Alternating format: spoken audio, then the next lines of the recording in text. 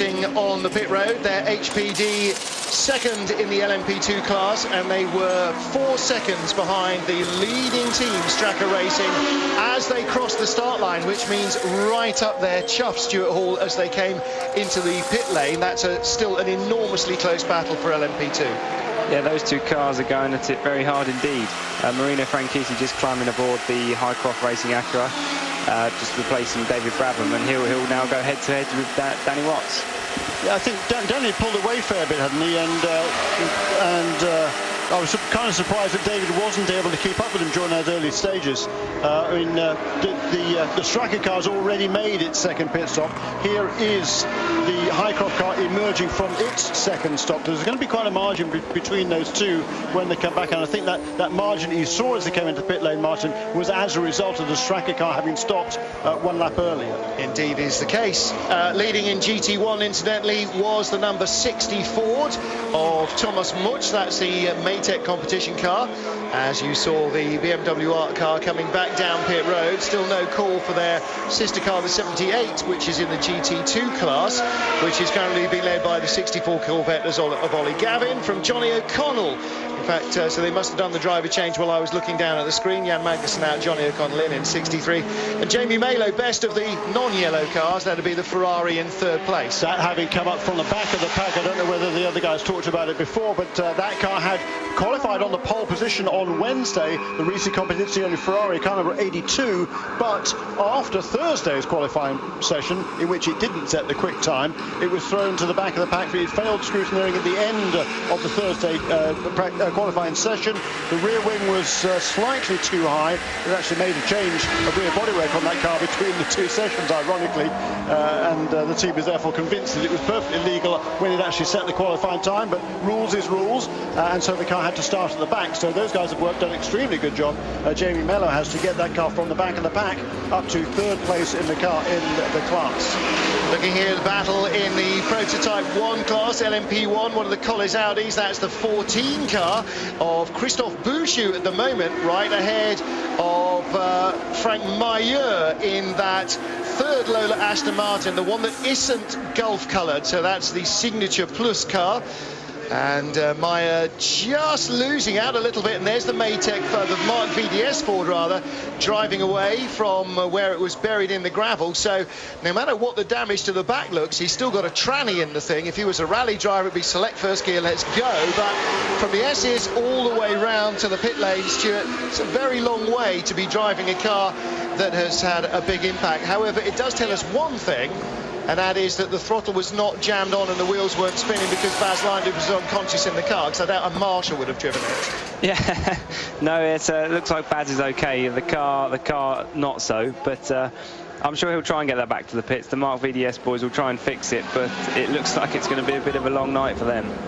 Going to be a few long nights. The BMW Art car straight into the Schnitzer garage, and looking now not only for the cause of the puncture but also for the consequent damage within the wheel arch, because the one thing that almost inevitably happens when you have a puncture on any car is that there is a chance of further damage, and then when you're driving it fast, as they are, even when they look like they're almost stationary back to the pits, you can have any amount of extra damage. There's one of the two Felbermeyer Porsches in the GT2 class, and for many years, of course, GT2 has been the domain of Porsche, but Ferrari coming very strong in the last few with the F430. Risi Competizione, the defending champions here, and as Jeremy said, from back of the grid up to third place, as we often say during qualifying. Actually, it doesn't amount to a hill of beans in this 24-hour world, and they're proving exactly that. Yeah, just anything can happen, and probably will.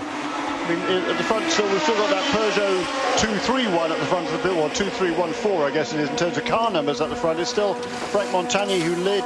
I'm presuming he took the lead as a result of the fact that he went one lap further. There is Baz Landers trying to get back. He's got an awful long way to go. He's got a long way to go, but it does seem all to be in one piece. Looks like he's got a right rear puncture. Well, one and a half at least. He's got a number of wheels. Oh dear, okay. He's got broken suspension on both sides. It's not a oh, in fact, he hasn't. He's got a broken suspension on the left, and is it punctured on the right? No, that was that sort of rear bit of bodywork flapping that you could see. So it will be quite a long way. If he gets it to the pits, then full marks. Whatever the Mark VDS team do not instantly retire it on him. Yes, correct. He wants to save himself a walk, doesn't he, apart from anything else? But he's got an awful long way to go. It's just come now onto the Mulsanne Straight, so... Well, let's be honest, in the GT1 class, like any other class, you want to get it back out on the track and lapping fast, because there's no telling what will happen in the race and what will happen with the weather particularly. Well, Jürgen are back out in the 78 car after a tyre change. And driver change in that car, so no, staying in that car in fact, so just been passed by the Peugeots. Yes, sort of get back with a little race recap. Peugeot dominant right from the very start. Early safety car period conspired particularly to break up any chance of Audi catching the Peugeots, and the lead Audi of Alain Magnish still in 5th position and a minute and a half adrift. Yeah, having said that, the gap between the 1st and the 5th place cars, the first of the Peugeots and the first, that's Eric de Donker there in the Mark VDS pit there. I just want to call it Van der Straten all the time. Yes, exactly. In the Mark VDS pit. Yeah, Eric de Donker, he's an interesting character. He's won the European GT4 Championship for a couple of years, racing now also in GT3 with the Mark VDS Ford Mustang, which is a fascinating motor car. They've had some problems the first couple of rounds, didn't need to actually race at Silverstone, but they've got high hopes for that car. It's built by Multimatic in Canada, but Eric, he's also doing some GT1 this year. He's a former professional golfer, he's a former professional motorcycle champion in Belgium. He's quite a character, and he was telling me the other day he's just sold an original AC Cobra race car that he had, so he's not on the poor side either. Not on the dole, no. Not on the dole. There's a great 1980s word, and speaking of which, UB40 playing here on the stage just beside the circuit tonight. I wonder who's going to... I know if it was the Quo would win over the noise of even the Corvettes, but UB40 might have their work cut out a little. I wonder if 1 in 10 will go and see them. Okay, that's enough UB40 puns. That's official now. We'll draw the line under that. So our overall race leads, 1, 2, 3, 4 per Peugeot, Audi 5, 6, 7. Then the 2 Lola Astons with 8 and 9, car 007, 009, those are the 2 Gulf cars. Yeah, those 2 Lola Astons, they're running like a train, as one would expect them to. Darren Turner doing an excellent job hanging on to the tail of Stefan Mucker, just a few seconds between those cars, and for most of this race it's been less than that. It's just stretched out a little bit over the last few laps. They were both among the cars that did make a pit stop during that extended first safety car period. And we're just seeing it officially notified on the timing screens, bearing in mind that the car crashed there 15 minutes ago and is now driving slowly around the track, that yellow flags are being put out at the S's, presumably meaning that they are repairing the barriers and they want drivers to take a bit of care there. Just looking at the 25 Lola Coupe, this is the Ray Mallock racing car with its HPD engine, currently 3rd in LMP2, 2nd in LMP2 now, despite having had an ECU change after leaving the dummy grid and a problem as well that forced an early pit stop under the safety car. So they have had problems thrown at them left, right and centre, but again, like the 2 Acura chassis, the HPD engine in that car has just transformed the RML team. Last year they could barely get a racing lap done almost anywhere when they had a troublesome engine package in the car, but now the HPD engine is not only quick but seems to be giving them very little cause for concern. And Stuart, when you come to this track, what you want is a car that may not be necessarily ultimately the fastest, but is reliable and relatively slow. Tyson, we saw the car coming in and now it's in the garage. What happened? Dirk had a sudden tire puncture. He could keep the car on the track, but he hit the curbs without a tire. And so apparently we have to check all the parts, the underbody and all the parts if anything is damaged. It should take a few minutes, and then we hope to go out again. What about the other car? Everything is running like planned? We have lost a sensor, which causes some traction problems, but other than that, it's fine. Thank you very much. Thank you. So Stuart, as we were saying, hearing Dr. Mario Tyson saying, other than the problem with the tyres, they are okay with the BMWs. But as we were saying, what you really want here is comfortable for 24 hours. You do. I'm not sure Peugeot and Audi would see it that way, but especially in the LMP2 class, where reliability is a massive factor, and it has been over the years. As we see now, Marino Franchitti is actually coming up on the back of Olivier Plat, and this is for position. It is, but how? How was Plat in front? Yeah, exactly. Safety car. When the safety car was out? No. Those two cars were directly behind one of the safety cars during that safety car. In the same queue? Yeah, and they ran relatively close together. They were about a minute apart when they made the pit stops. Now they're 2.5 minutes apart. And in which case, some teams have changed tyres and some teams haven't, and that would be the most straightforward and most obvious answer. They have changed drivers in that Highcroft car, but which would suggest a longer change for tyres as well. Quick commercial break as we take a pause. The battle continues in LMP2. Back live to Le Mans, where we are watching the sole remaining AF Corsa GT2 class Ferrari, which is currently lying in the monitor that we can't read. It's all right, Jeremy, you can talk. It doesn't showing me two fingers doesn't work on television or radio either. Second in the GT2 class, we're saying. Yes, indeed. Tony Vilander. Okay, after the 64 Corvette came onto pit road. Yeah, and Vilander has not yet made his second pit stop. Jimmy Bruni has just taken over from Jamie Mello in car number 82. That was the class leader after the Corvettes came onto pit lane. So Bruni has just gone out of the pits, having taken over from Jamie Mello in car number 82. We're going to get out of the pit lane. Yes, to have a quick word with Oliver Gavin, who has just handed over the lead car in the GT2 category. It'd be great to hear Ollie's take on the early stages of this race. Corvettes have certainly been running absolutely beautifully all week long, and I think they've shown extremely good straight line speed, although not massively quicker than the Porsches and the Ferraris either. It's been a very close GT2 battle all the way through practice and qualifying. The battle, unfortunately, of course, has been split up by that safety car period, and also the fact that the Corvettes are on different, well, everybody really is on different strategies in GT2, but this contest is going to go on throughout the evening, throughout the night, and hopefully throughout tomorrow as well, until the 3 o'clock closer on Sunday afternoon. Well, there is the 64 car right behind the IMSA Matmut Performance machine. The 77 Porsche of, in fact that's the 78 77 Porsches in front of them, 76 Porsches in front of them on the road, but behind them in class at the line. So in fact this is to retake position. So Patrick Pilet, the Porsche factory driver in that IMSA Matmut Porsche, is just clinging on to 4th place in the GT2 class ahead of Olivier Beretta, who has got full tanks. And we have now managed to prize Ollie Gavin out of the garage. Let's have a quick word from him. Oliver Gavin, how is it going so far with your car? You're leading. Yeah, it's going very well, really. Yeah, the first two stints seem to go pretty well to plan.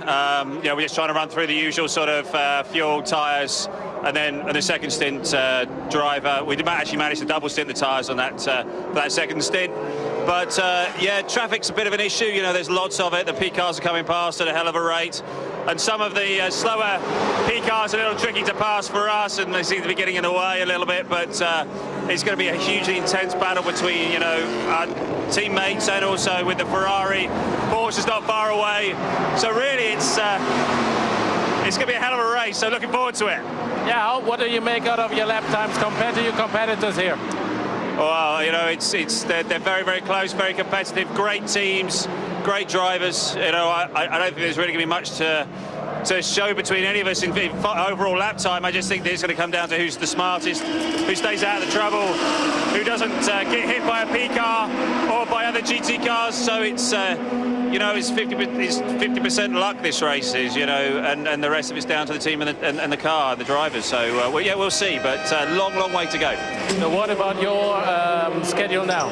My schedule now is to see my family and debrief a little bit. I'm going to talk to the press people here, and then I'll go back, try and eat something, rest, and then be back here in about 3 hours' time to get back in. Okay, see you later. Thanks. While Ollie was chatting to us, Tony Wielander, who was the GT2 leader, came in and has had service. You saw the Mark VDS Racing Ford has finally made it back. Hooray! Good job by Bas Leinders. And in from 4th place is car number 4. Nico Lapierre stays on board the Oreca run Peugeot, and he goes back out. From Montani still leads in 2, from Pedro Lamy in 3, and this is the battle for 3rd and 2nd. Marc Genet 13 seconds off the lead, Pedro Lamy 11.6 seconds off the lead. There is 1.5 seconds between them, and Stuart, teammates and yeah, blah blah blah blah blah. Last year's winners in 3rd place, that's not going to go down very well with them, really, is it? I wouldn't say it'd be going down very well with them, but at this stage of the race last year, the winners, I think, weren't leading. Yes. I think that car is going to be the patient car. I think the number 2 and 3 are going to be going at it hammer and tongs, and I should think the experience of the likes of Genet, Burts and now Davidson will probably sit back and just sit there and wait for carnage to evolve if it does. Well, Alex Wurz, of course, was the youngest driver ever to win the 24 Hours of Le Mans when he won his first race, when he was barely half the age he is now. Not strictly accurate for the pedants among you, but when he was very young indeed in a Joest Porsche open car, and now back with a chance perhaps to win a 2nd race for a French manufacturer. And there can't be too many drivers that have been able to do that. I don't think in Peugeot's last iteration the winning driver shared cars in 2 consecutive years. Bit of debris in the track there, but no competition yellows yet. Right up behind one of the Ford GTs with our 3rd place car, and that's the sort of thing that swings annoyingly against you when you catch a car right in a position you can't do anything about it. But that's just given the car in front an extra sort of second, Stuart. So now, you know, 10 laps of hard work creeping up behind him is all undone in one little balking moment, whether the driver in front can do anything about it or not. It is massively frustrating, but that's part of the quality of a good sports car driver.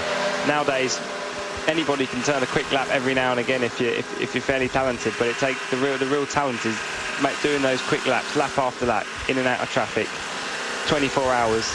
And people like McNish, you know, they are the real masters. We see again Peugeot getting held up by the RML Lola, and again that's very frustrating for them, but that's part and parcel of the Mans 24 Hours. Yeah, it's a long sequence through the Porsche S's, Jeremy, isn't it? And it is a single groove racetrack. You know, there's room around where the other car's going, but there's not any time to exploit it unless they are very slow. Yeah, nor is there any guarantee that the car in front of you that you're trying to pass has actually seen you coming up in the mirrors. And as you say, you swing from one side of the track to the other through there, so you just, at this stage in the race particularly, you have to be patient. Tommy Erdos said he just has brought that RML car into the pit lane. That is hopefully a scheduled stop. It's the 3rd stop of the day for that team, but running currently 2nd place in LMP2. Just another couple of quick notes here. Bas Leinders, it took him 20 minutes and 29 seconds to get that, complete that lap and get it back to the pit lane. He's now, of course, quite surprisingly, been pushed back into the garage of the Mark VDS Racing team, and hopefully they'll go to work. Well, they will go to work on that car, and hopefully they'll get it back out again.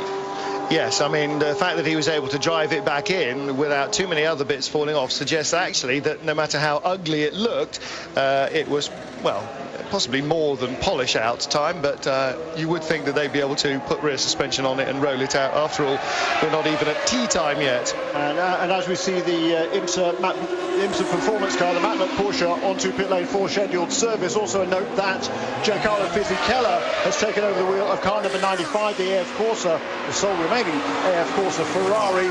He was in the lead of the class when he came in for that pit stop, and now with everybody having made the second pit stop of the day in GT2, it is reverted to the fact that Olivier Beretta, having relieved Oliver Gavin at the wheel of car number 64, the Corvette, now leads the GT2 class by about 5 seconds from Johnny O'Connell, and in 3rd place, right pretty much on its tail, Patrick Pilet in the best place of the Porsches. Well, he was on his tail.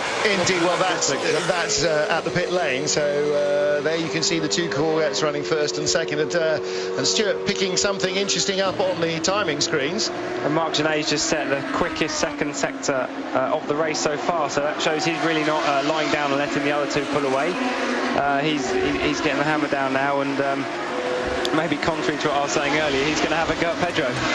Well, that annoyance of being held up first by the Ford and then by the RML Lola has obviously given him a little bit of clear air and the chance to run at Pedro Lamy. And so the gap not necessarily closing because Lamy hits traffic, but because Genet has picked up the pace even further as Fassler Lotter Trellouye car changes hands. Now this car currently in 7th. Marcel Fassler was the incumbent, and Andre Lotterer, the timing and scoring tells us, is getting in. So who are we to argue? Pit stops also for the number 13 Rebellion Racing Lola Judd. 008, the Frank Meyer driven Lola Aston Martin is on pit road as well from 13th place. Incidentally, if you're trying to find timing and scoring, we're not using it here because we do actually have the circuit timing and scoring, but it is on lemans.org, lemans, all one word, .org. It should be free and functioning, although they have had a few fallovers due to demand during the week leading up to the race. It's working now because I did put it on my laptop just a few minutes ago in actual fact, so it's certainly working now.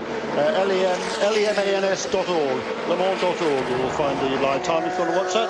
Meanwhile, the leading car, number 2, is onto the pit lane, Frank Montagny, for his 3rd stop of the day, as we are on board here with Marc Genet, who's just set a very quick time there, 3:21.2. Boy, that is flying. We heard Sebastian Bourdais saying they were driving flat out earlier on. Well, maybe they are. 3:21 is pretty remarkable at this stage in the race. When he said that, their best lap was a 3:30 to 3:28 for the lead 2 cars. Now, Genet is down to the sort of pace that they were running at the end of qualifying last on Thursday night, long after they'd done their qualifying. And the first problem for a Peugeot is that our race, no, it's not our leader, that's Lamy then. Yes, it is. He's about to lose 2nd place to Genet. Softly, catchy monkey and punctury tyrey also helpy. So Genet up to 2nd in the number 1 car, and down to 3rd on track goes Pedro Lamy, number 3 car. Now Montagny has left the pit lane, so Pedro can't grab first back, but so Marc Genet can't grab first back, but the man who started on pole, who led the race early, picks up the first major front-running puncture. And this is going to cost him a lot of time. He's got to go a long way around on his track, and he's going awfully quickly, Stuart Hall. He is. You don't want that tyre to start delaminating, because that's going to start ruining bodywork and causing a lot of damage, as we see when it lets go down the Mulsanne. That was somebody else, wasn't it? That wasn't. No, that was I believe that was Genet overtaking Pedro. That was just as he made the pass into the first chicane. So Genet, fastest first sector of all in the race on this lap, and his 2nd sector he's currently on. He's also moved up to 2nd. He is on a rip. Has anybody told Mark this isn't qualifying? This is actually the race, and they've already got a minute and a half over everybody else. I thought at the beginning, actually, that the rules had changed, and we hadn't spotted for this year that Le Mans was now officially a 10-lap Formula Ford sprint, but apparently not. However, yeah, I mean, he's doing well over 3 figures there in that car, isn't he? And no wonder it's smoking furiously. Yes, and it is a puncher. It was going awfully quickly, so it maybe suggested that might not be a puncher, it might be a suspension failure, and he hasn't felt it properly. But we saw quite a lot of debris fly off into the braking area, and I wonder if it is thrown off the carcass, and all he's got is the rim and the shoulder. In which case, actually, if he thinks he's seen the main part of the car of the tyre thrown off, or he can feel it, then actually he can pick up the pace a bit, because the danger is done by the bits of tyre flailing around like a whip on a chain. So if it's gone, then there's nothing to do much damage, and perversely, the less tyre there is, maybe the quicker you could go. Dr. Wolfgang Ulrich on the left also there discussing what is up with the Peugeot. You know, it's down at the front. Yeah. He's smiling a bit now more, isn't he, than he was earlier on? Yeah, only 3 more to go. Yes, quite. Yeah. Good news and bad news. There is the Orica car having made its 3rd pit stop of the day. I think it's just ahead of McNish. Yes, it is. On board here with the number 7 car, Alan McNish. So they're ahead of him, directly ahead of him. Oh, yes. The Orica Peugeot, but of course that has made 1 more pit stop than has Alan McNish. Can you see that making even the slightest inches as our second place car, Mark Genet, comes onto pit road? Nish has got a target in his sights for the first time in nearly 2 hours. Stuart, he's just going to give him everything he can and try and unsettle him and make a position up. Even if he has to go into the pits now, he wants to get in front of that Oreca Peugeot. I know he smells blood. There's traffic ahead, so he might be able to use that to his advantage. Nicolas Lapierre, slightly more inexperienced, a lot more unexperienced Alain Moniz, so can he pounce and move that Audi? With the problem with that Pedro Lami's encountering now, he could actually move that Audi into the top 3 before it comes into the pits. Now, I don't know if that's Sam Hancock or Adrian Fernandez in the 007 Aston. It's the 6 car as well in front of him, Sayela Yari. So it's 009? Yes, couldn't identify it before from behind. Sam Hancock it is. So that will be very hard to catch. I mean, the Corvette's the devil's own job to get by for the P cars because they're so darn quick. As in comes 3. So Genet marked as our race leader as he stopped to pit in car number 1. 3 in second place as he came into the pit lane with the puncher. Stefan Sarrazin, because of his tyre stop, is now down to 3rd, having taken over from Fontmontagny in the 2 car. So Genet out, we know that. And who do we see getting in? It did tell Ant Davidson, of course it was. And he's left already. Pedro Lamy also steps out, the man who started this race from pole. Here come the Audis as well. And McNish comes in, didn't manage to get the place off the 4 car before he did so. The Peugeot going into the garage suggests it was a suspension problem and not a puncture. Yes. So some major repairs going to have to go on in that garage to get that car back out on the circuit. Yeah, at the very least to have a good look around that suspension, because there was he was going awfully fast and there was rubber flailing around in there in any case. So here is a routine stop though for Alain Moniz out of the car.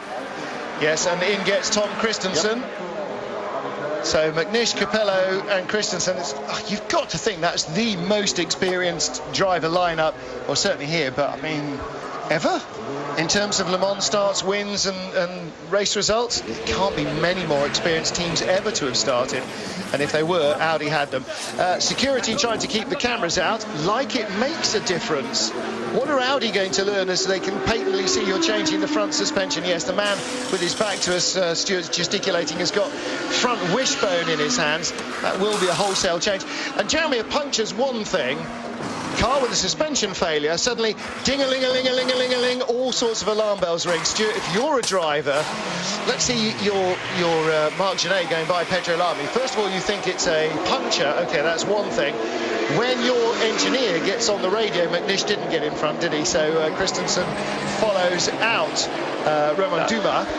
Yes, I think Romain Dumas has actually got ahead of Tom Christensen in the pits. No, they came in that order. Oh, they came in. Yeah. My mistake, sorry.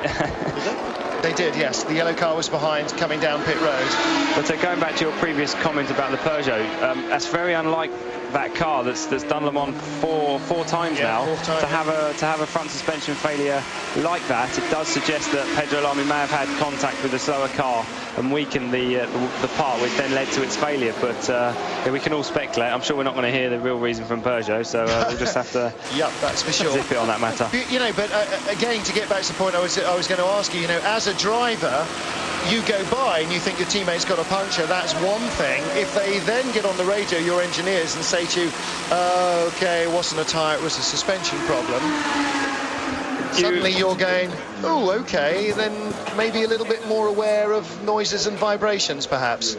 Yeah, I think you might be. I think if you're in any other car, bar a Peugeot and Audi, you might think of that. But it's something that I haven't seen much before happen on a Peugeot, so it suggests Pedro may have had contact with another car, because a front wishbone failure that looks like they're holding the wishbone up is a very, very rare occurrence in one of these cars that to happen straight without any other factor in it.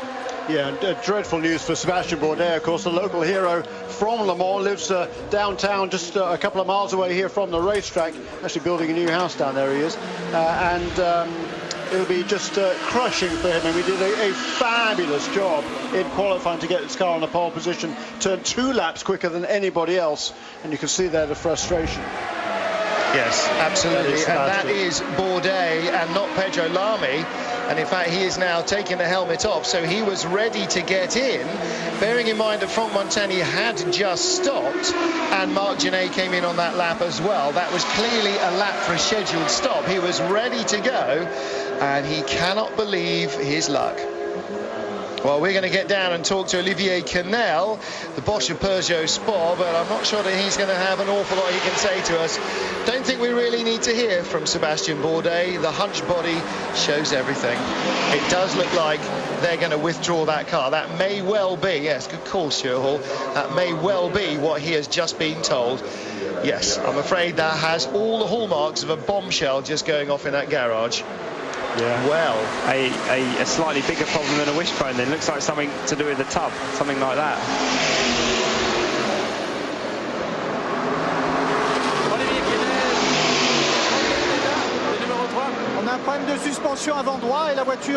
We lost the right front suspension and the car's finished.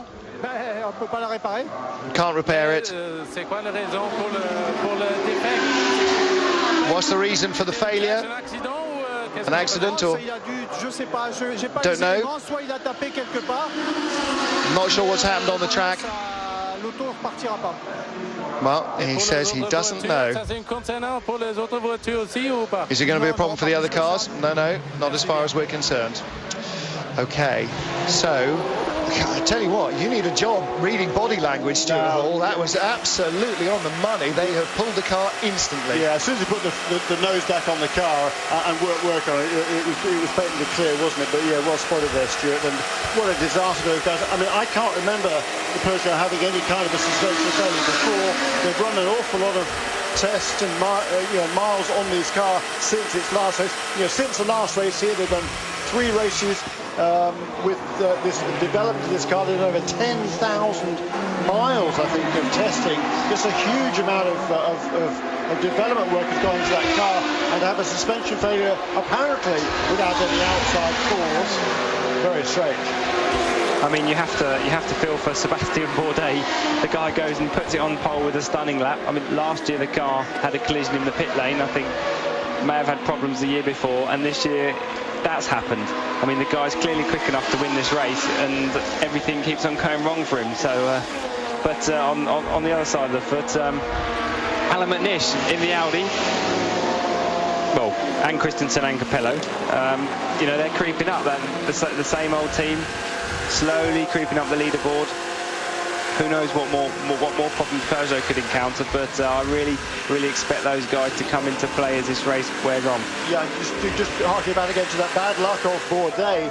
1 year ago here, even with an hour to go in the race, his car with Montagny and Sarrazin, they still had an opportunity to win this race. Unfortunately, there was a late safety car period, and they were held up behind the safety car, and after that they were half a lap behind, and there went any chance they had of winning the race, when they were on different strategy last year to the #1 car and really did have a legitimate chance to win that race before it was taken away by a very unfortunately timed pace car, safety car period. And utter heartbreak there. I mean, Bourdais, I think, particularly would have felt that really hardly. You've got to feel really hard. You've got to feel sorry for Pagenaud as well. I mean, what a great break for the young Frenchman, and for Peugeot as well.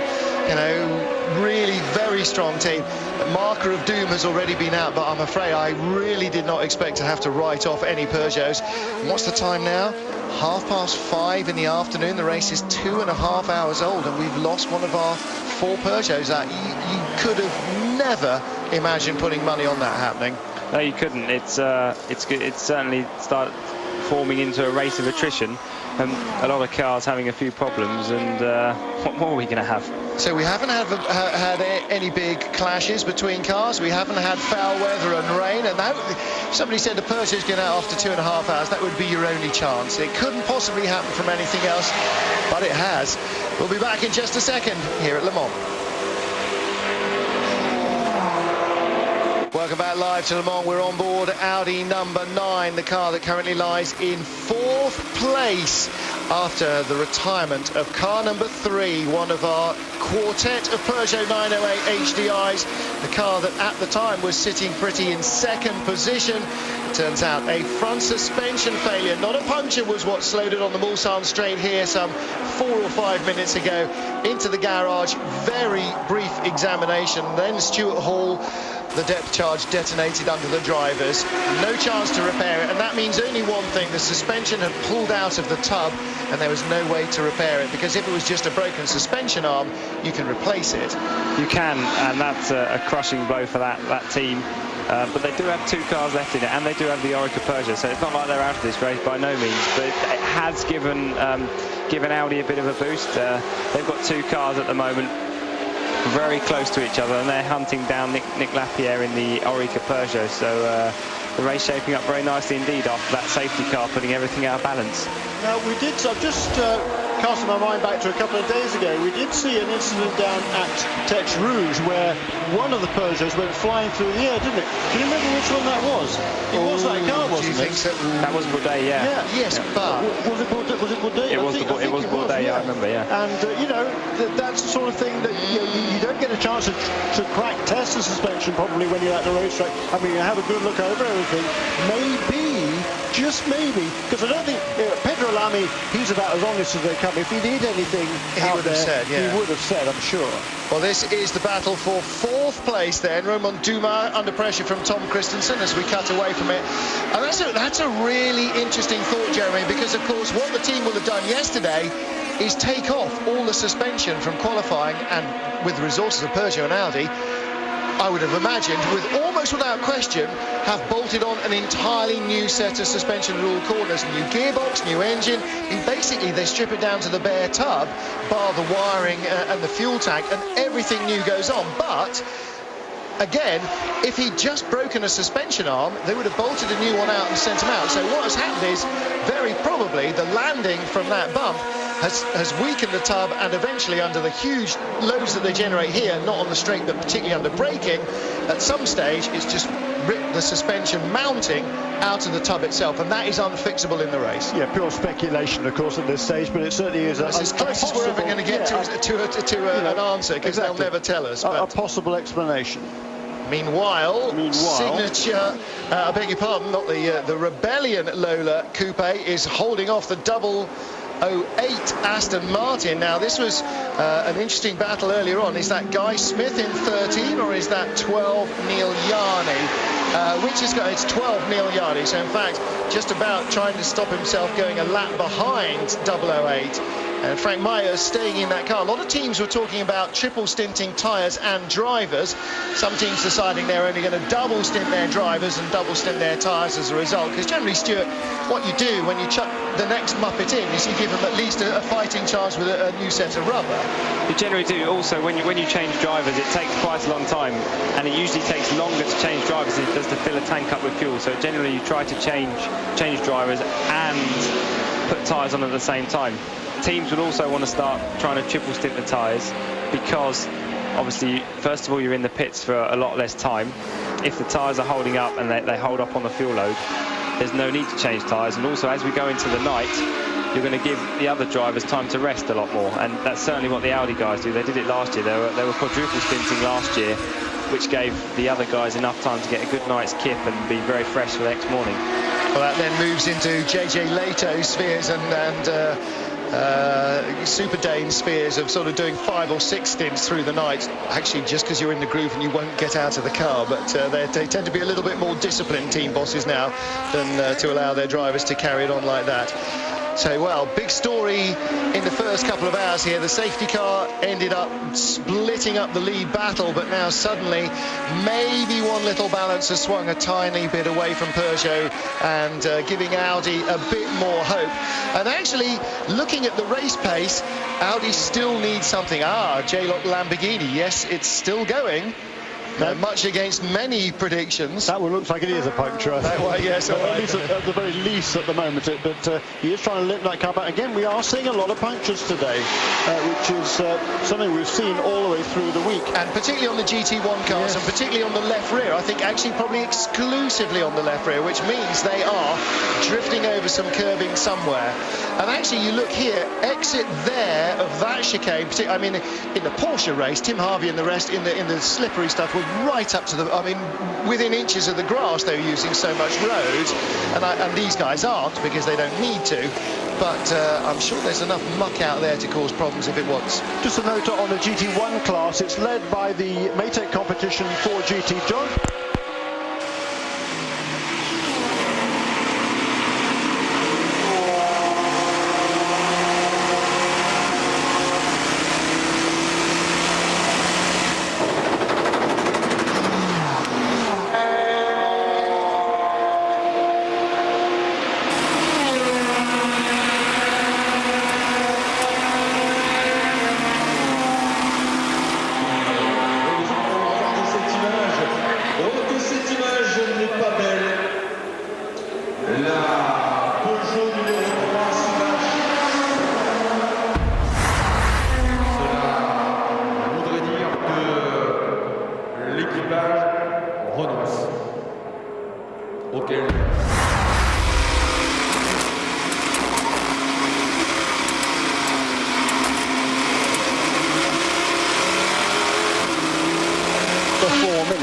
I'm glad that the Aston Martin is called the Young Driver Aston Martin, because two of them, Peter Cox and Thomas Enger, are very firmly not young.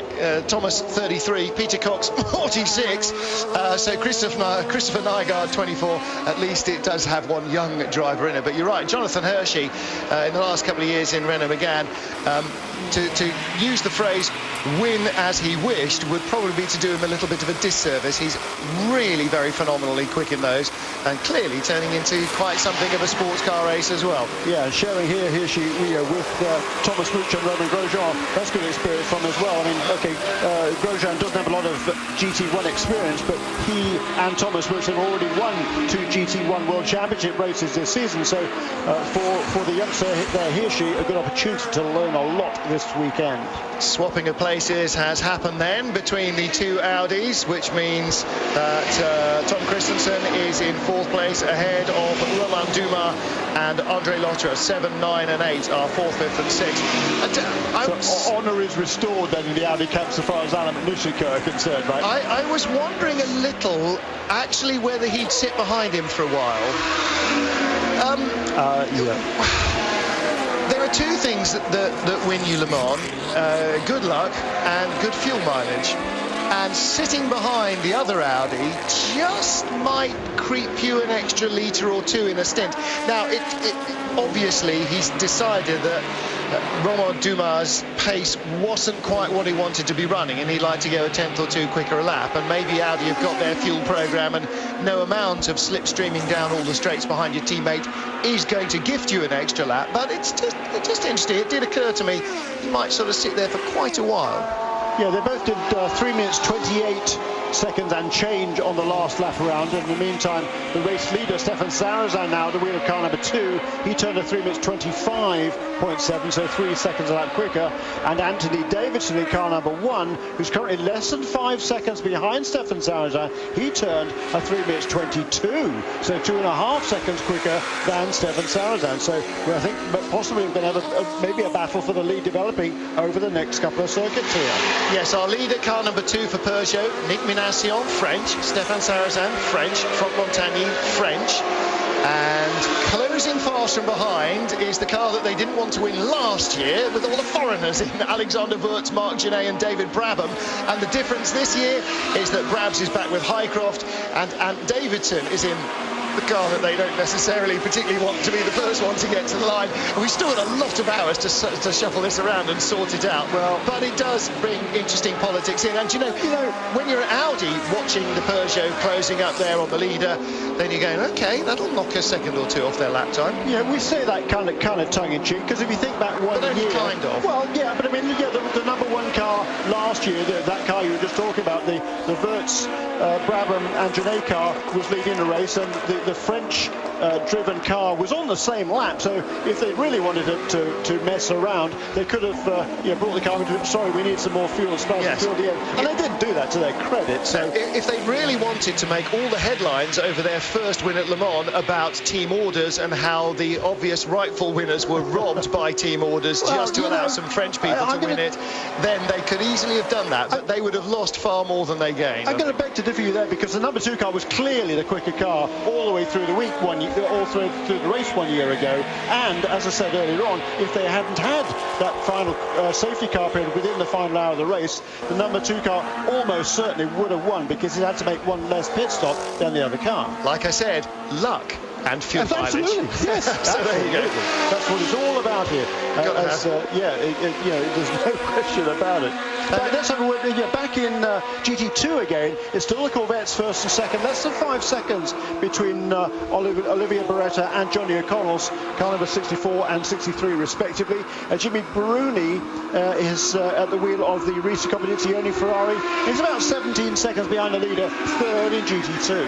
Well, we're looking here at the Maytech Ford of Jonathan Hershey, and Stuart, as a prototype driver, when you are here, obviously other prototypes are a bit of a nightmare, as the Drayson Lola Judd is going to be pushed back into the garage. Johnny Cocker took that one over a while ago, but that's being pushed in now. Yeah, and just an note on that, they had some problems again this morning. We know the other day they had a crank sensor problem which stranded the car just after the end of the pit lane. They had exactly the same problem this morning in the warm-up, so they've had sort of these sensor problems on that engine, which is really weird. It's very unusual, but particularly 2 of them within a couple of days is a major surprise. And in fact, that engine now has 2 crank sensors on board, and they can switch between the 2, but this looks like it's something a bit more serious than well, I'm wondering if it was this car that I was hearing about, but one of them is putting these problems down to some kind of bizarre harmonic vibration, and that might be the case there.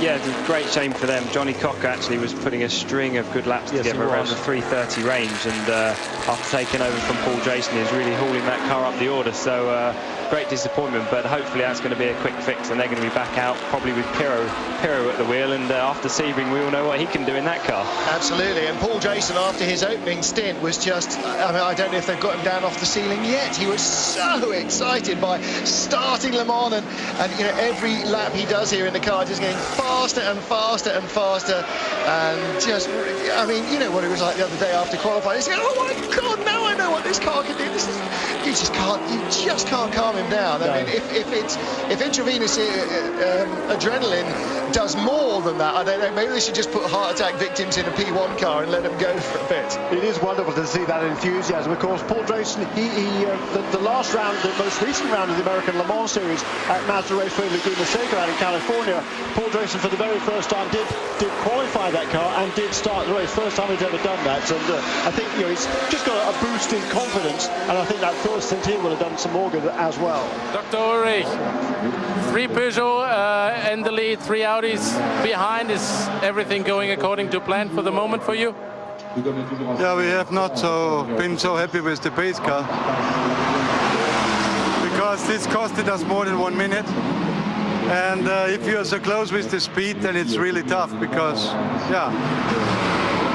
to have an advantage of 1 minute in racing, you need several hours. And this happened within some seconds, and we couldn't have any influence on that. But anyway, that's a part of the racing, and we try just to keep the pace and go constantly and quick. Did you change the strategy after this happened with the safety car?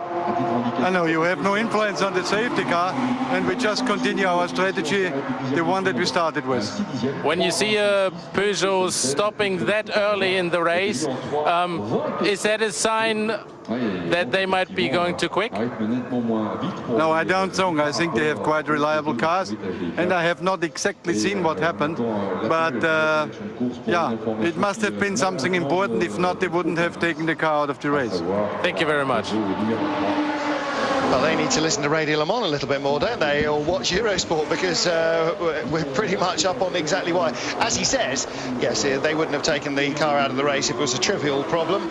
No, indeed, Audi can't do very much about the safety cars. You just have to live with it. But interestingly, Stuart, at the moment, Peugeot's 1, 2 and 3, 325.6, 325.2, 324.7. Behind them, Audi's 4, 5 and 6, 327, 327, 326. So they're away, and they're further away than you want to be, really, with your only competitor, aren't they? You know, you don't want to be a second and a half a lap away or 2 seconds a lap away, because over 24 hours, God, it's a yawning gap. But one break somewhere can suddenly wipe out an hour, 3 or 4 hours of hard work, and Audi have had that gap opened up by being caught by a different safety car from the Peugeots and being released at the separate time as well.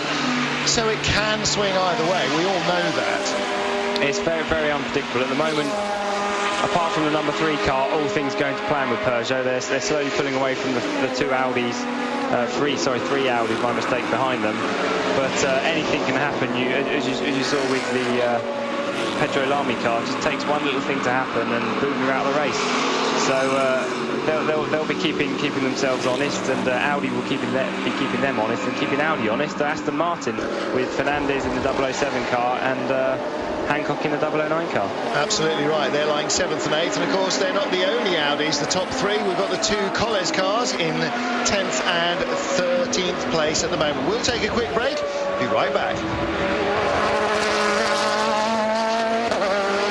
The 56th entry here at Le Mans in the car he shares with Marc Rostin, his longtime cohort and Swiss Ralph Maestri in the gravel at the left-hander at Indianapolis, the slower bit at which you can crash after a clash with the Ferrari of the Chrome Racing team. Not sure if it was Tracy Chrome. Oh yes. So the 2 car owners coming to grips with each other, proving that in fact it is compulsory in the rules somewhere for car owners to crash them every time they go out. So Tracy Chrome back on pit road, and Pierre Bruno is in the gravel. Meanwhile, Inter-Nissan Porsche battle here in the GT2 car. Let's have a look on your GT2 monitor. Patrick Pilet is in the white car, and Wolf Hensler, oh no, this must be 88 then, is it? Not 77. Oh, it is 77. That's Wolf Hensler ahead of Patrick Pilet. So this is a battle for position, and they were half a second apart in the other order at the line. So he has just passed him.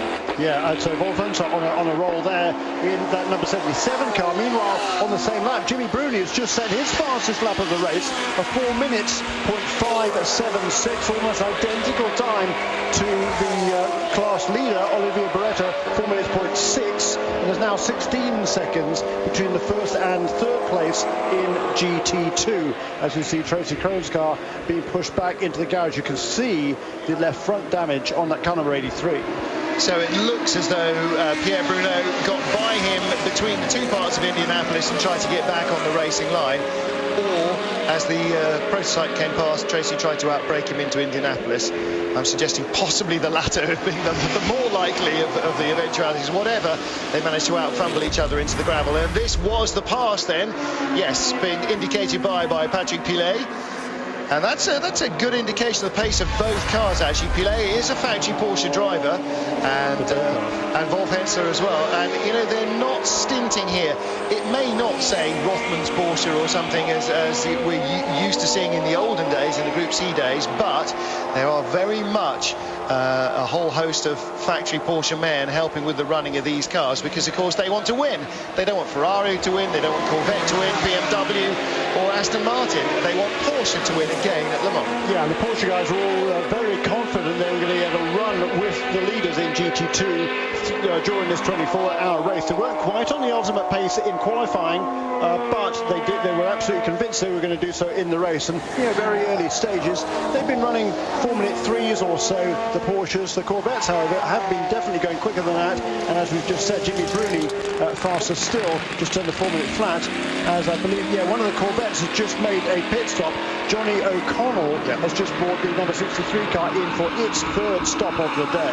So that's his second stint just starting. He just brought it in for fuel, and they're preparing the fuel rig for the class leader as well, Olivier Beretta, I think. And Jimmy Bruni has brought down the gap from now the second place Risi Competizione Ferrari down to the leader Olivier Beretta, down to 11 seconds. It was 16 last time round, and wasn't it 20 the last time I talked to you about 10 minutes ago? Yes. So Jimmy Bruni has been absolutely flying in that Risi Competizione Ferrari, looking for that team's third 24-hour race win here at Le Mans in a row. Remarkable. Yeah, that's really worth pointing out. They did, of course, start on the pole, so it's not like they're short on pace. Well, they qualified on the pole. Yes, they qualified fastest, so it's not like they're short on pace. Yeah. We were going to talk a little bit earlier about passing GT cars from a prototype driver's point of view, Stuart, and particularly with things like the Corvette and the GT1 cars. They're stonkingly quick in a straight line. They've got pretty efficient brakes as well. It's not just pick your place and zip by, is it? You really have to work quite hard just to lap somebody even.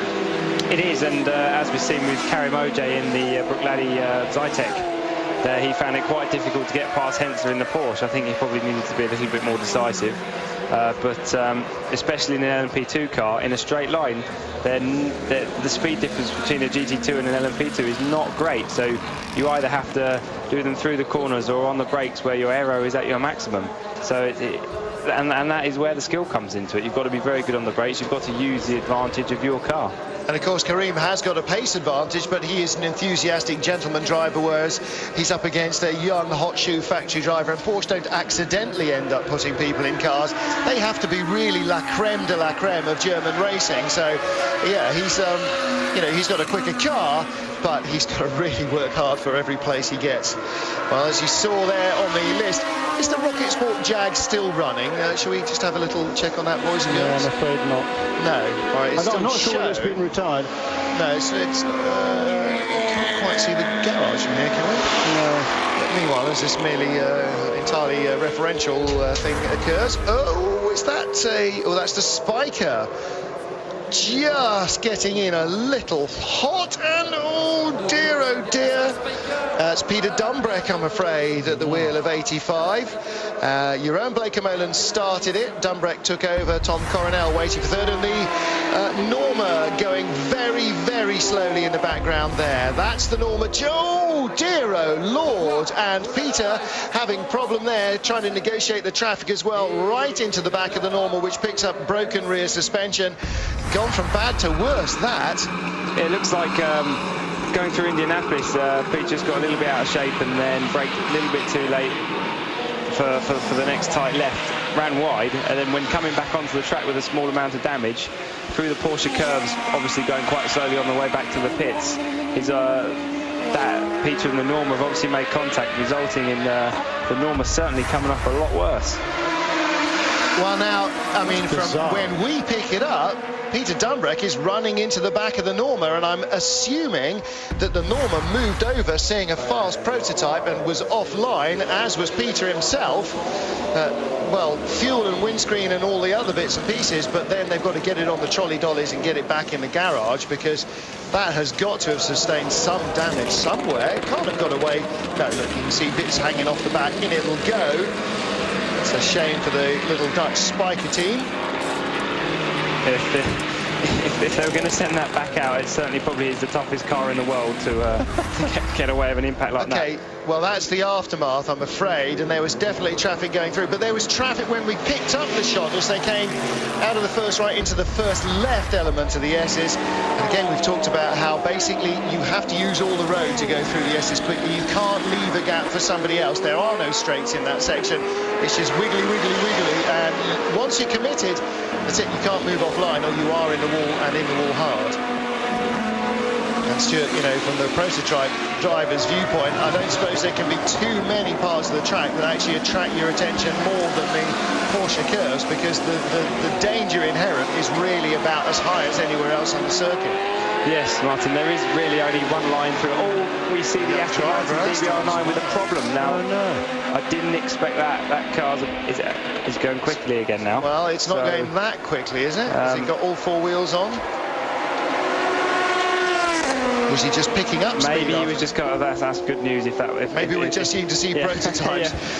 Meanwhile, sorry, in the pits is Nick Lapierre. This is the car that is in third position, and that means that Tom Christensen will get very close indeed, if not actually up to third. Now, how close are we?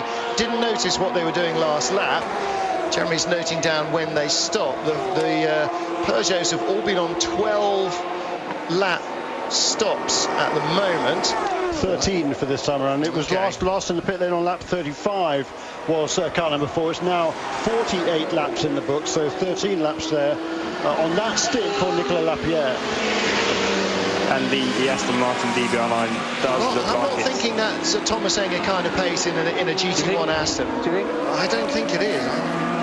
It looks, I mean, I would say it's up to speed. It's not exiting the corner with big black lines out the back of it, so he's also Thomas on is the being told line. to calm down. He's not on the line. I'm thinking the Porsche that we just saw was going quicker than him. Norma comes in as the Orica Peugeot goes out, still in third place. It's nice he's actually got it going again, but that is a bit of a repair job to be had now. Yeah. A stop also for the Gulf liveried Lowe's Aston Martin, lower Aston Martin of Adrian Fernandez. Another scheduled stop there for the 7th place car, 007, and Sam Hancock in 009. I think he was in. He's just made a pit stop as well. So both lower Aston Martins on the pit lane, and I think Hancock is going to get was out ahead of Adrian Fernandez. The Drayson car, I was just looking to see on its progress, doesn't appear to be in the garage anymore. So no, Emanuele Pirro has just left recently as the Norma comes in. Pierre Bruneau's car is in its garage as well, up on its jacks, which is what attracted me. The Radical Judd is in the garage next to the Lola Judd, the Drayson Lola Judd, and I was just checking the halt in the lane. The Chrome Racing Risi Competizione green Ferrari is still down there, as in comes 52. Meanwhile, looking at the Highcroft Acura, I don't think there's any other ways of saying it, with Marino Franchitti at the wheel. And that car still battling hard for the lead of the class, and at the line we're going to have to see exactly what the gap is to class lead.